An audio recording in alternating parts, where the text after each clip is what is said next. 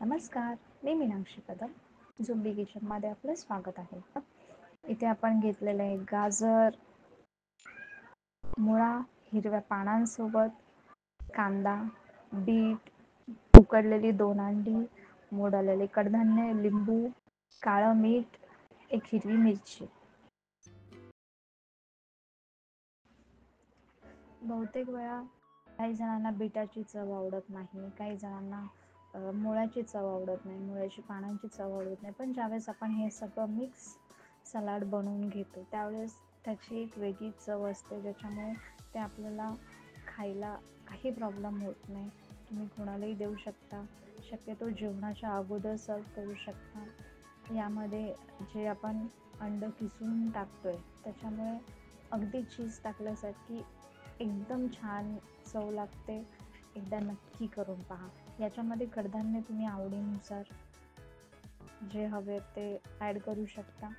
काही घटक तुम्ही तुमच्या आवडीनुसार कमी जास्त करू शकता. पण ज्यावेळेस आपण हे मिक्स घेतो त्यावेळेस थोडं आंबट, थोडं गोड, थोडं तिखट, थोडं चटपटीत, अप्रतिम. नक्की ट्राय करा.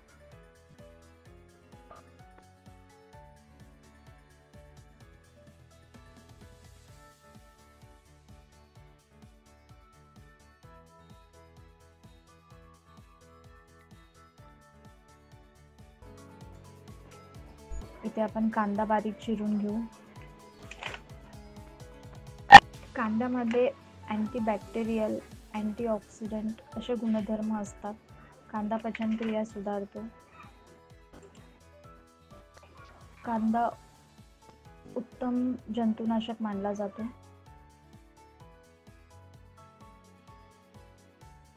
इथे आपण बीट बारीक किसून घेऊ. बीटामध्ये फायबर्स असतात आणि बीट रक्तवाढीसाठी उपयुक्त असते. आता आपण बीट किसून घेऊ.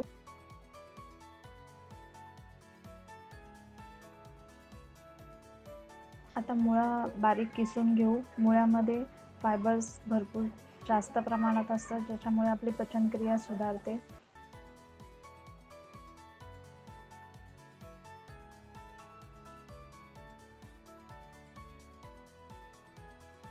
अशा प्रकारे आपण सर्व साहित्य कापून किसून घेतलेले आहे. हे सर्व साहित्य आता आपल्याला एकत्र करायचं आहे.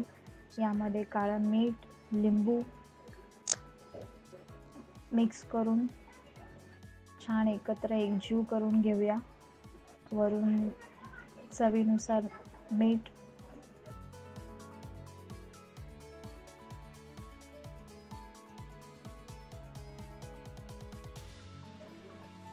आणि आता फायनल टच म्हणजे टॉपिंग.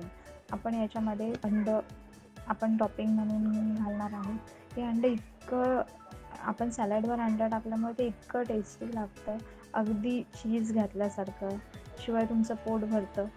तुम्ही हे एवढं सॅलड खाल्लं तरी तुम्हाला अति भूक क्रेविंग नाही होणार. तुमची भूक खूप छान कंट्रोल होते. शिवाय सर्व जे घटक आपल्या शरीराला हवे असतात ते मिळतात. तर नक्की ट्राय करून बघा. आवडल्यास लाईक करा.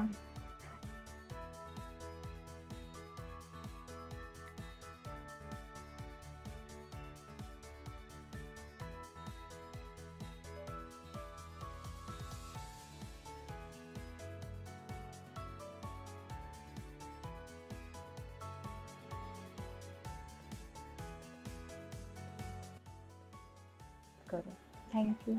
Thank you so much.